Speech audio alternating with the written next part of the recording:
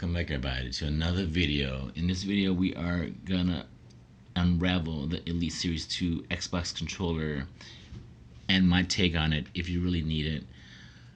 But before I get into this quick review here, I will go over the main features. And on a side note, I recently finally picked up a PS5 console. I've been playing around with it already, but I want to play around it some more so I can give you guys a little quick review on the PS5. But so far it's a pretty cool console and definitely an upgrade from the PS4 Pro. But the thing about it so far is that the storage capacity is just ridiculous. But that will be a video in the future coming up, just so you guys know. And back to the Elite Series 2 here. The main features of the Elite Series 2 controller.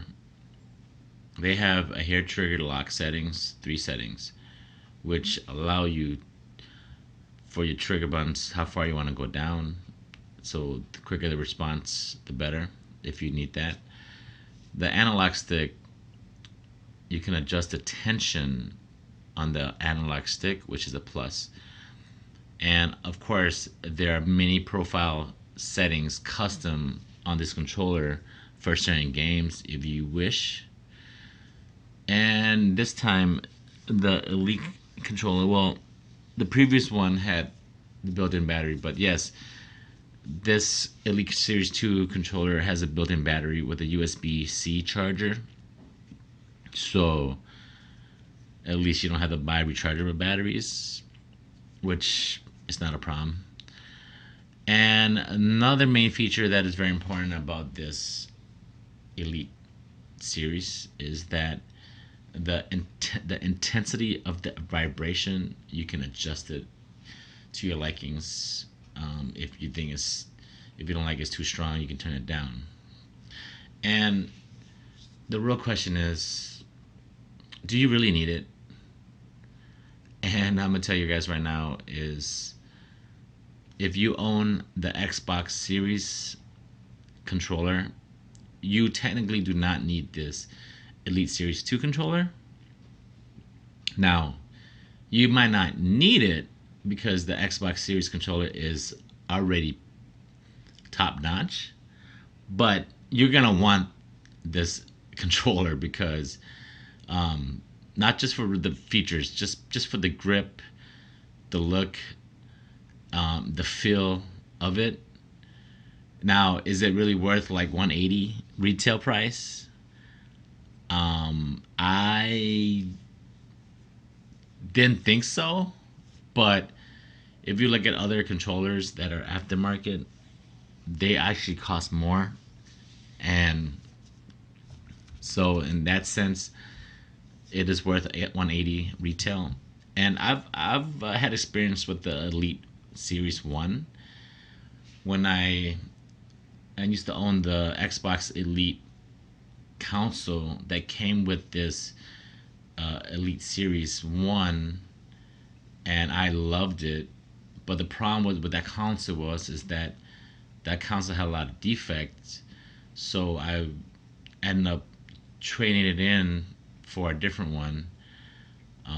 But I loved that Elite Series when I had it, but I wasn't gonna pay $150 for a controller that I had gotten free with the Elite Xbox Elite console.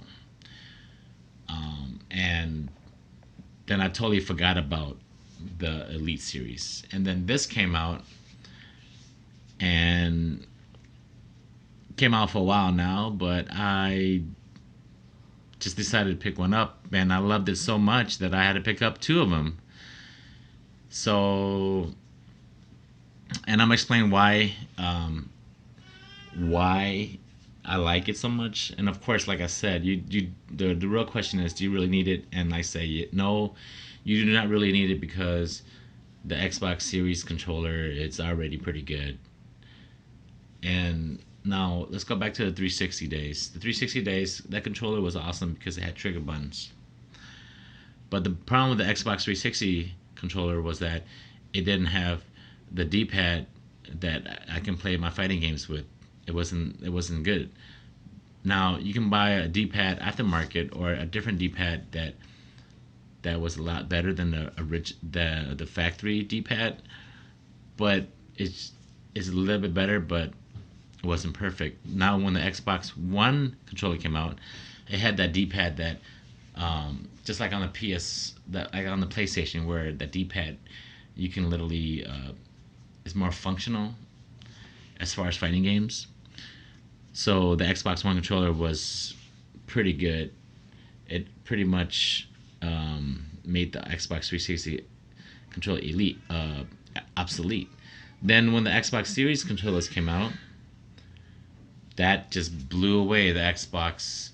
Well, not blow away, but it's that D-pad on that Xbox Series was even better than Xbox One controller.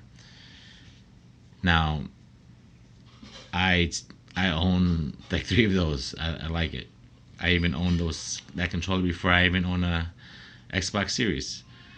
And then that's why I say you don't really need the Elite Series, but it's a must-have. Then the Xbox Elite Series controller, the Xbox Elite Series 2 controller. Now, I don't even care about the extra features that you can do with it, but just for the way it handles and the way it feels and the way it looks. If you were looking for my recommendation, I do recommend the Elite Series 2 controller. And like I said, I've had experience with the original one when I got it free with the console, and totally forgot all about how good that controller was. But since I picked up this Elite Series 2 controller and played with it, and the reason why I picked up two, well, since I like it so much, I picked up two because I own two Series X's, and why not, right? Plus, I got them on sale, so that's another reason why I picked up two of them. So, and it's a Bluetooth.